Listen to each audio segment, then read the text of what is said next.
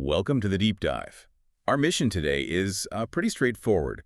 We are diving into one of the most complex and, let's be honest, contradictory data sets in human behavior modern mating preferences. Yeah. We're going to try to cut through all the online noise, all the dating app angst, and focus just on the scientific data.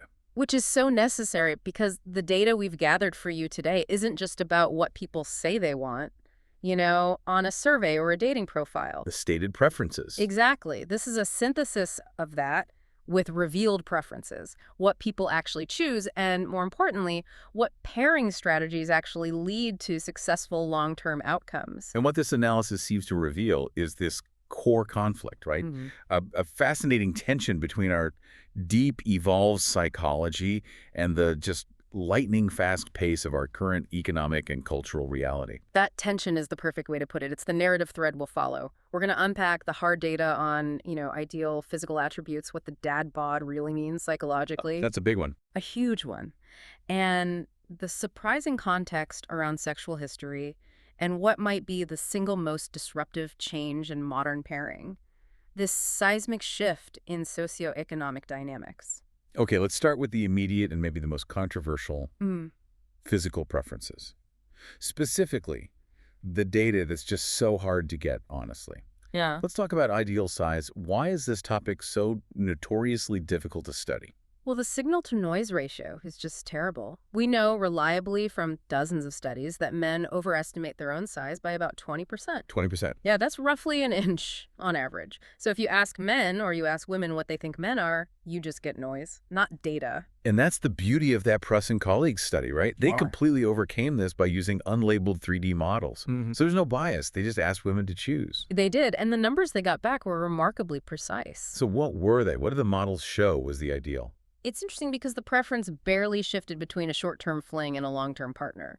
It suggests the ideal is just the ideal. For length, they found 6.3 inches for long-term and 6.4 inches for short-term. For circumference, it was 4.8 inches long-term and 5 inches short-term. Right, let's pause on that 6.3-inch figure. Yeah. If the average is, usually cited closer to 5.1, maybe 5.2 inches, how rare is 6.3? It is extremely rare. 6.3 inches is up there near the 95th percentile of the population. Wow. So to put that in perspective for you, finding a man who meets that preference is statistically as rare as finding a man who is 6'2" or taller. The ideal is an outlier. Which really confirms that tension you mentioned. The ideal is always going to be something that's, inherently difficult for most people to attain. And this study also highlighted that most women showed a preference for a size bigger than they had ever experienced. That explains a lot of the persistent dissatisfaction, doesn't it? It absolutely does. And when we look at consequences, size clearly acts as a relationship factor. We saw 27% of women reported breaking up with a man, at least in part, over size. And that was mostly for being too small, right? Not too big. Overwhelmingly because it was deemed too small. And there's a physical reason for that asymmetry. What do you mean? Well, on the too big side, there is a hard, sometimes painful physical threshold. You risk hitting the cervix, causing actual discomfort. Once that line is crossed, it's a non-starter. Right. It's a physical limit. Exactly. But on the too small side, there isn't a similar absolute boundary. The consequence is more psychological disappointment, a lack of connection, not immediate physical pain. So the preference leans hard toward the larger side. That makes a lot of sense mechanically. Let's pivot to body composition, because this is where the public narrative seems to be just flat out wrong sometimes. Yeah. You see these viral polls, like the Ollie Murs one, Right. where men all preferred his ripped after photo, but women mostly preferred the slightly softer before picture. And then the assumption is that women are lying about liking the dad bod. Right. But the data supports the softer side. We just have to define dad bod carefully. It's not unhealthy or obese, but it's also not too lean. So what's the sweet spot? The ideal body composition, according to the DXA scan studies by Zia and colleagues, sits around 13% to 14.1% body fat. 13% is still pretty lean. Yeah. You've got visible abs at 13%. But it's a lot higher than that, like 8 to 10% shredded gym bro look. It is, yeah. So why is slightly less lean preferred? What's the functional reason behind that?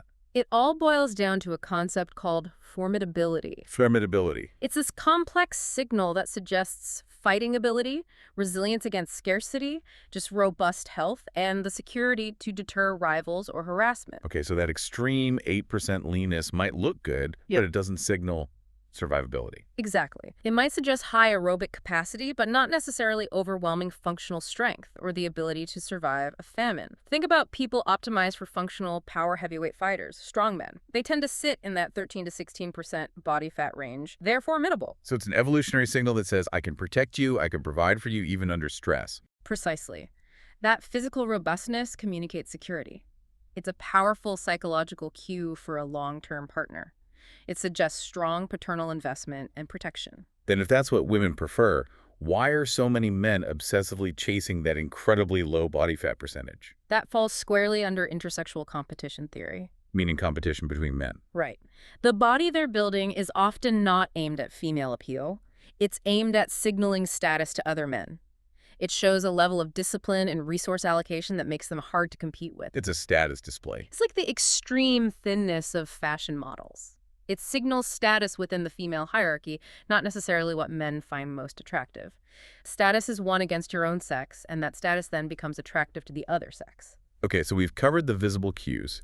Let's move to the unseen signals, like history and personality, specifically sexual history. I mean, in this endless debate, do men care more about looks or chastity? Well, the data has been consistent for decades. Mhm. Men care significantly more about physical attractiveness. It's not even close. They're highly attracted to women even when they perceive them to have higher levels of promiscuity. So in the modern world, with good contraception, why does body count even matter anymore? What is it a proxy for? It's a proxy for personality and what researchers call socioeconomic. Which is what exactly? Sociosexuality is basically an individual's desire for uncommitted short-term sex. So a high body count can signal underlying personality traits, impulsivity, high openness to experience, a desire for variety. So you're saying their sexual history is a strong predictor of their future relationship style? Precisely. And when we look at the data, the ideal body count actually peaks quite low, generally around 1 to 3 partners. But here's the really fascinating part. Yeah. Zero virginity is seen as equally unattractive as, say, 6 partners. Why would zero partners be an unattractive signal? That seems counterintuitive. Past a certain age, let's say your mid-20s, 0 partners can suggest atypical social development, or maybe maladjustment, or psychological barriers to intimacy. So it's seen as a deviation from the normal social path. Yeah, the median for women is around 4 partners. For men, it's around 6. So the ideal partner isn't totally naive, but they're also not defined by high socioeconomic. And are there actual long-term consequences for pairing with someone who has that high socioeconomic? Oh, the consequences are stark for long-term monogamy. For both men and women, a body count above 5 correlates with double the rate of infidelity compared to those with fewer than 5. Double. Wow. Past behavior is just the strongest statistical predictor of future success in monogamy. But the context has to matter, right? 10 partners in a month is totally different than 10 partners over a decade. Absolutely. Recency is vital. High activity in a short window signals a very different personality than low activity spread out over years. And of course, 10 one-night stands versus 3 long-term relationships signals completely different things about commitment. Let's shift gears completely. Wealth and career. This has become such a flashpoint in modern dating. You see the viral take all the time. Men don't care about your career. Right. Does that actually hold up in the data, especially for high-status men? It requires a lot of nuance. The simple statement is mostly refuted by the behavior of the elite. Highly successful men, the rich, the highly educated, they select equally successful women. Rich, marry rich. Rich, marry rich. Educated, marry educated. Assortative mating is still incredibly powerful.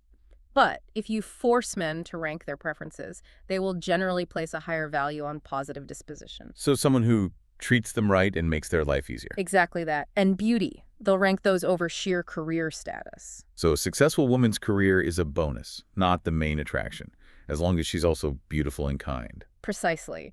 But the sheer speed of economic change has created this crisis point.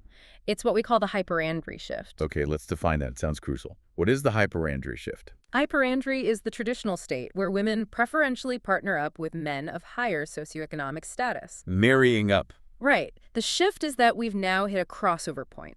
The bottom 40% of men are now marrying up. Their wives earn more than they do.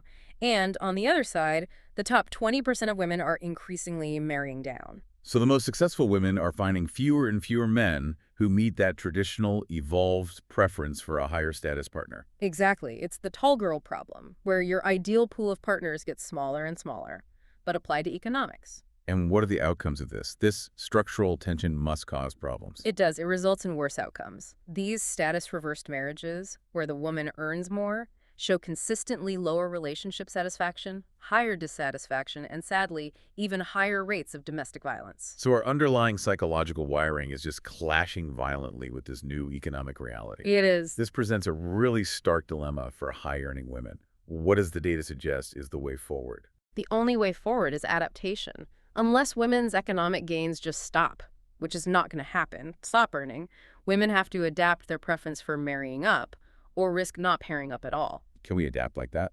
Anthropologically, we're incredibly adaptable. You can look at cross-cultural examples like the Palean of South India. Female provisioning is historically greater than male provisioning there, and the culture just adapts. It proves we can do it. The transition, though, is painful. And that pain can be made worse by being too successful, right? This idea of optionality distress, what is that? Optionality distress is the burden of constant choice. Being high value is good, but highly attractive or high status people are subject to heavier mate guarding from their partners. Because the risk of them leaving is higher. Exactly. And paradoxically, they often report lower relationship satisfaction because they're constantly aware of all the alternatives they could be pursuing. If you always know you can do better, you're less satisfied with what you have. That idea of risk leads us to the asymmetry of jealousy. Why do men and women get jealous over different things? Because the evolutionary costs of infidelity are fundamentally different. For men, unknowingly raising a child that isn't genetically theirs is, well, it's an evolutionary disaster, wasting all your resources on a rival's genes. And that leads to intense sexual jealousy. Yes. For women, the cost is the risk of resource abandonment. Her partner diverting his time, protection, and provision to another woman and her offspring. So that's why men get more upset about sexual infidelity and women get more upset about emotional infidelity. That is the classic split preference. Yes, it maps directly onto the different evolutionary costs. Okay, before we wrap up, let's look at one more evolutionary puzzle. The persistence of homosexuality in the gene pool. I've heard this called the rich gay uncle hypothesis. Yes, or just the kin selection hypothesis. It's an attempt to solve that very paradox. Why would genes that reduce direct reproduction persist? And the idea is, what? Kin selection. Kin selection suggests that genes can persist if the person carrying them, even if they don't reproduce themselves, helps their close relatives survive and reproduce, their siblings' children. So their shared genes still get passed on, just indirectly. Right. The non-reproducing individual acts as a sort of genetic amplifier for the whole family unit. They can invest their resources, time, money, care in their nephews and nieces, ensuring the collective survival of the family's genes. Is there any data that actually supports this? We don't see strong support in Western populations, but cross-culturally, yes. A classic study was done on the Fa'afafine of Samoa. The third gender. Right, natal males who are attracted to men. The data showed these individuals are highly avuncular, meaning very involved in the care of their kin. They invested way more time and resources in their siblings' children than others in the population. It's strong support for kin selection in that context. That's a phenomenal connection. Tying evolved psychology to social structure through genetics. It just shows the complexity of it all. I mean, the core lesson for you listening is that mating preferences are this really complex interplay of our evolved psychology, our rapid cultural adaptations, and just simple arithmetic. Like comparing average size to ideal size, or the number of high-status men to high-status women. Exactly. And the cues we give off, whether it's body fat percentage, signaling formidability, or the context of our sexual history, they are all deeply integrated signals about personality and investment. And the speed of that cultural change is the real challenge right now. We've seen how the shift towards socioeconomic gender equality creates that hyperandry tension. And the anthropological evidence is clear. Humans can adapt to these new systems. We're built for it. But that adjustment is slow. So the final provocative thought is what? The real question is how long the psychological growing pains of these status-reversed relationships will last. How long before our deep, underlying, evolved preferences finally catch up to our new economic reality? That's the tension that is going to define dating for the next generation. Something for you to mull over until our next deep dive.